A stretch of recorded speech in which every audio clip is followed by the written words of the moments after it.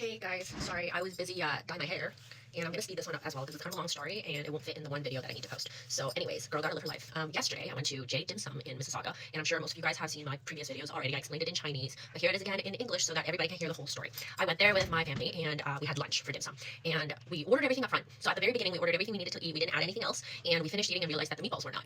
So I asked about the meatballs and they said, oh, it's coming, it's coming. We waited 20 extra minutes after everybody was already done eating for the meatballs, for the one dish. It was insane. And after we got the meatballs, we just went up, we decided to go pay. It costed us about $55.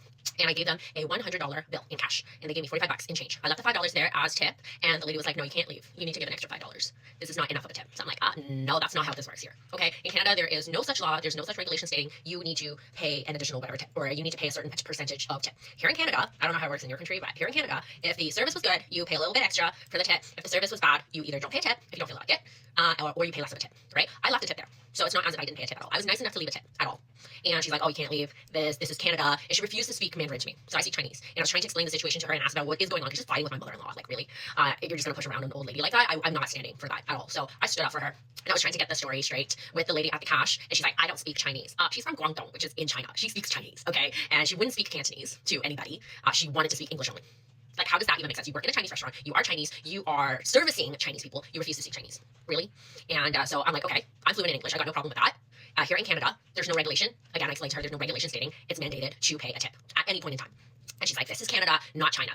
You know what I hate? I really hate it when people hate on their own race. I really, honestly, I freaking hate it when people hate on their own people. Like, sometimes people from Shanghai, they're like, oh, you're from here, like, you're not people from Beijing, they're like, oh, they're like that. People from Hong Kong, they're like, really? No, okay? Don't hate on your own race. Don't hate on anybody else, right? Obviously, but don't hate on your own race. Like, honestly, I hate that. And so I had to explain to her, in Canada, we're in Canada, right? You just said, this is Canada, this is not China. Here in Canada, there's no regulation stating that I must pay you a tip. I'm already leaving you a tip, but there's no regulation stating I have to leave you one. So if I did leave you one, I could still walk away.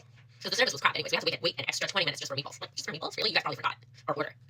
And so then she throws the bill, like, plate where the bill comes on. She throws the thing at us. And she's like, I want your tip. Well, lady, if you didn't want my tip, you wouldn't have started the argument to begin with. You wouldn't have been demanding a tip and refusing to let us leave, right, in the first place. So this whole thing would have never started if you didn't want my tip. So the whole problem is the fact that these people are greedy, and this is some shady business that you shouldn't be going to. I'm really honestly surprised that they're still in business.